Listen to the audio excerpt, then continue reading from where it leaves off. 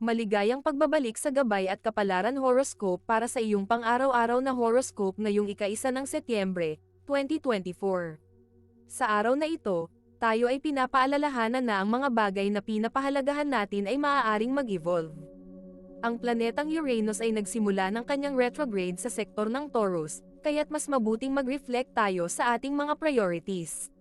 Maaari mong maramdaman ang isang pag-aalinlangan sa iyong stability, ngunit ang pagkakataon din na ito ay magbubukas ng mga pinto para sa personal growth. Ang araw sa sektor ng Virgo ay nagbibigay ng focus sa self-improvement, habang ang buwan sa Leo ay nag-aangat ng ating ninanais na mapansin at mag-express ng ating mga sarili. Sa kabila ng mga pagbabago, mayroon ding pagkakataon na mag-align tayo sa ating evolving values. Bago namin ibahagi ang inyong mga horoscope, kami po ay nagbibigay ng libreng pagbasa ng inyong astrology birth chart. Pumunta lang po sa aming Facebook page at mag-message lamang sa amin. Ngayon, tignan na natin ang horoscope para sa bawat zodiac sign at alamin kung ano ang mga inihanda ng mga planeta at bituin para sa iyo. Aries, ngayong araw, maaring may pagbabago sa inyong trabaho o sa paraan ng inyong paggawa ng desisyon. Ang isang meeting o discussion sa trabaho ay maaaring magdulot ng hindi inaasahang resulta. Huwag magpanik, gamitin ang iyong analytical skills upang makita ang oportunidad sa likod ng mga pagbabagong ito. Sa love life, kung ikaw ay single, posibleng makilala mo ang isang tao na makakatulong sa iyong career, na magbibigay ng bagong pananaw. Kung nasa isang relasyon, isang pag-uusap tungkol sa pera ang maaaring maging sanhi ng tensyon. Ngunit mag-focus sa paghahanap ng solusyon, hindi ng problema. Sa pamilya, baka kailangan mong tulungan ng isang kapatid o kamag-anak na dumadaan sa isang krisis. Financially, maaaring magkaroon ng biglaang gastusin, kaya't maging maingat sa iyong budget. Ang inyong lucky color ay pula na magdadala ng lakas at determinasyon sa araw na ito. Iwasan ang pagiging impulsive, lalo na sa paggawa ng desisyon. Taurus, ang Uranus retrograde ay nagbibigay daan para sa muling pag-iisip ng iyong mga plano sa financial. Maaaring ikaw ay magkaroon ng bagong ideya kung paano paunlarin ang iyong kinikita. Sa trabaho, ang iyong sipag at determinasyon ay mapapansin ng mga superior, at maaaring may offer na dumating para sa isang bagong responsibilidad. Sa mga single, baka may magpakita ng interes sa iyo, ngunit mag-ingat sa pagbibigay ng tiwala. Para sa mga nasa relasyon, mahalaga ang communication sa partner upang maiwasan ang misunderstanding. Sa pamilya, maaaring may mahalagang desisyon na kailangan mong gawin para sa isang matandang kamag-anak. Magiging stable ang iyong financial situation, ngunit iwasan ang impulsive buying. Berde ang iyong lucky color para sa araw na ito, na magbibigay ng harmonya at balanse. Mag-ingat sa pagiging stubborn o matigas ang ulo dahil ito ang maaaring magdulot ng problema. Gemini, ngayong araw, maghanda sa mga pagbabago sa iyong social circle. Maaaring may isang kaibigan o kolig na magbahagi ng isang ideya na magpapabago sa iyong pananaw. Ang araw sa sektor ng Virgo ay nagbibigay ng linaw sa iyong mga plano. Kaya't gamitin ito sa iyong advantage. Sa trabaho, may mga maliliit na layunin na maaaring lumaki kung hindi ito mapansin agad, kaya't maging alerto.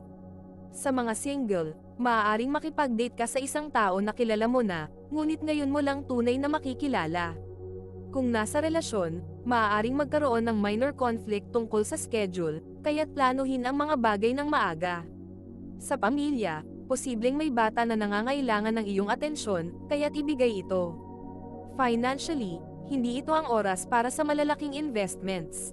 Kaya't maghintay muna. Dilaw ang iyong lucky color na magdadala ng positivity at enerhiya sa araw na ito.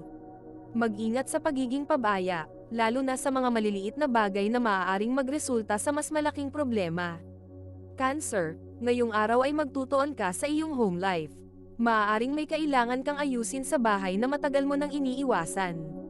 Ang Uranus retrograde ay magbibigay ng bagong pananaw sa mga bagay na akala mo ay ayos na.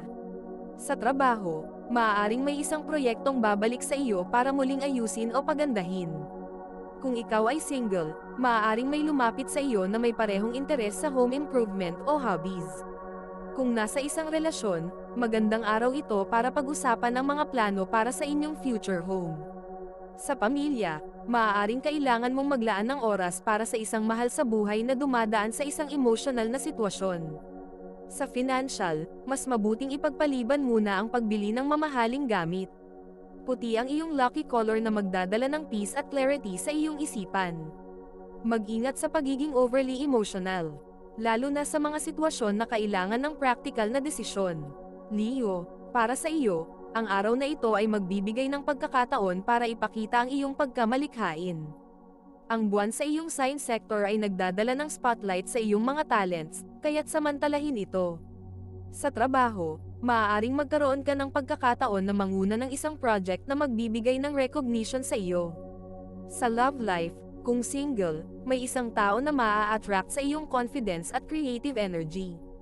Para sa mga nasa relasyon, magandang araw ito para sa spontaneous na date o pagplanuhan ng isang future event na magbibigay ng excitement. Sa pamilya, posibleng may isang kabataan na kailangan ng guidance at ikaw ang perfect person para magbigay nito. Financially, maaaring dumating ang hindi inaasahan na income, kaya't gamitin ito sa tamang paraan. Ginto ang iyong lucky color na magdadala ng prosperity at luck. Mag-ingat sa pagiging masyadong demanding sa iba, lalo na sa trabaho. Virgo, ngayong araw ay focus ka sa self-improvement at productivity. Ang araw sa iyong sign sector ay nagbibigay ng enerhiya at motivation para sa pag-aayos ng mga bagay-bagay.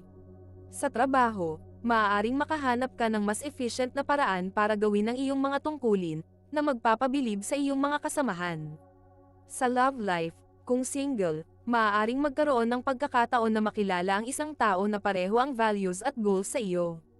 Kung nasa relasyon, magandang araw ito para pag-usapan ang mga plano na magbibigay ng stability sa inyong partnership. Sa pamilya, maaaring may isang member na nangangailangan ng iyong advice o tulong sa isang personal na problema. Financially, maaaring magkaroon ka ng savings mula sa hindi inaasahan na discount o sale, kaya't maging alerto. Asul ang iyong lucky color na magdadala ng calmness at focus. Mag-ingat sa pagiging overly critical, lalo na sa sarili mo. Bago natin ituloy ang mga susunod na horoscope at nagustuhan mo ang inyong pang-araw-araw na horoscope, sana mabigyan nyo ng thumbs up ang video, mag-subscribe at pindutin ang notification bell para maging updated kayo sa aming channel. Malaking tulong po sa amin ang inyong suporta. Mag-comment din sa ibaba ng iyong ninanais makuha ngayong araw, para mas lalo natin maramdaman ang swerte at biyaya na matatanggap natin. Ituloy na natin ngayon ang mga susunod na zodiac sign. Libra, ngayong araw, ang focus mo ay sa balanseng pamumuhay. Ang planetang Venus sa iyong sign sector ay nagbibigay ng harmonya sa iyong relasyon, ngunit maaaring kailangan mong pag-isipan ang iyong priorities. Sa trabaho, maaaring may oportunidad para makipag-collaborate sa isang project na magbibigay ng positive results. Kung single, maaaring may makilala kang tao na may shared interest sa arts o culture. Kung nasa relasyon, magandang araw ito para magbigay ng quality time kasama ang iyong partner at mag-relax. Sa pamilya, maaaring magkaroon ng isang masayang pagtitipon o reunion na magpapalakas ng inyong samahan. Financially, maganda ang flow ng iyong pera, ngunit huwag kalimutang mag-ipon para sa future. Pink ang iyong lucky color na magdadala ng love at compassion. Mag-ingat sa pag-overextend ng iyong sarili sa dami ng mga commitments. Scorpio, ngayong araw ay maaaring may biglaang pagbabago sa iyong mga plano. Ang Uranus retrograde ay nagdadala ng mga surpresa, kaya't maging handa sa anumang sitwasyon. Sa trabaho, maaaring may isang hindi inaasahang tungkulin o responsibility na ibibigay sa iyo, ngunit kakayanin mo itong tapusin ng maayos. Kung single, may posibilidad na makilala mo ang isang tao sa hindi inaasahang lugar, tulad ng isang event o kahit sa pag-grocery. Kung nasa relasyon, maaaring magkaroon ng konting tampuhan, ngunit mabilis din itong maayos.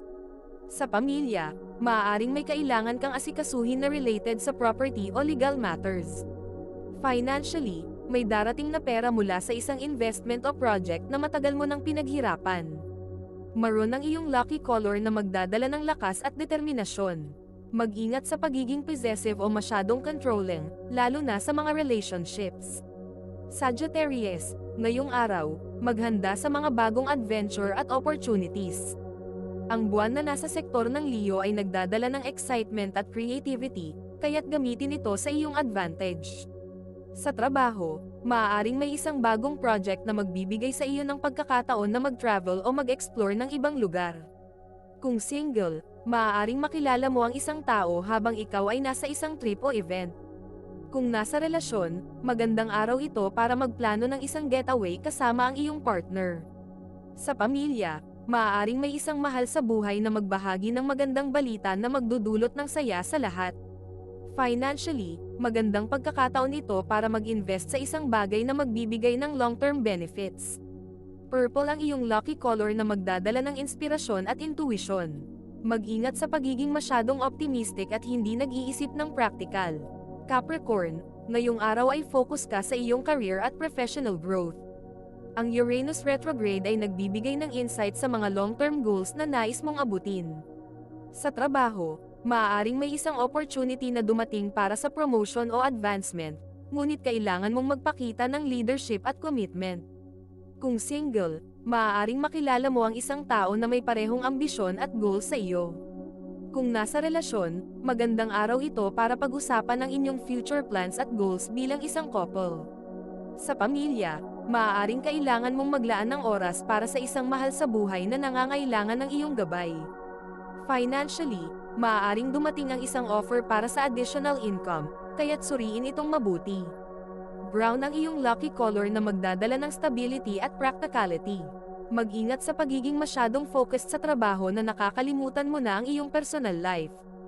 Aquarius, ngayong araw, magtutuon ka sa iyong mga personal connections at community involvement. Ang planetang Venus sa sektor ng Libra ay nagbibigay ng focus sa relationships, kaya't magandang araw ito para sa pakikipag-socialize. Sa trabaho, maaaring may opportunity para makapag-contribute sa isang team project na magbibigay ng magandang resulta. Kung single, maaaring makilala mo ang isang tao sa pamamagitan ng mutual friends o sa isang social gathering. Kung nasa relasyon, magandang araw ito para makipag-bonding sa iyong partner at mga kaibigan. Sa pamilya, maaaring may isang pagtitipon o activity na magdudulot ng saya sa lahat. Financially, maaaring makatanggap ka ng reward o bonus mula sa isang project na natapos mo na. Turquoise ang iyong lucky color na magdadala ng peace at harmony. Mag-ingat sa pagiging masyadong detached o malamig sa mga tao sa paligid mo. Pisces, ngayong araw ay focus ka sa iyong spiritual growth at inner peace. Ang planetang Neptune sa iyong sign sector ay nagbibigay ng linaw at intuition, kaya't makinig ka sa iyong inner voice. Sa trabaho, maaaring may isang task na magbibigay sa iyo ng pagkakataon na gamitin ang iyong pagkamalikhain at imahinasyon. Kung single, maaaring makilala mo ang isang tao na may spiritual connection sa iyo. Kung nasa relasyon, magandang araw ito para mag-meditate o mag-reflect kasama ang iyong partner. Sa pamilya, maaaring may isang miyembro na humingi ng iyong advice o support sa isang emotional na issue. Financially, magandang pagkakataon ito para mag-ipon para sa future na projects o dreams. Silver ang iyong lucky color na magdadala ng proteksyon at linaw. Mag-ingat sa pagiging masyadong idealistic at hindi nakikita ang reality ng mga sitwasyon. Ito ay isang gabay lamang at nasa inyo kung paano ninyo tatanggapin ang horoscope para sa araw na ito. Kung nagustuhan ninyo ang iyong horoscope, paki-thumbs up at mag-subscribe sa aming channel at pindutin ang notification bell para maging updated sa aming mga pang-araw-araw na horoscope. Salamat sa panonood at hanggang sa susunod, naway palagi kayong gabayan ng mga bituin at naway mapuno ang inyong mga puso ng hiwaga.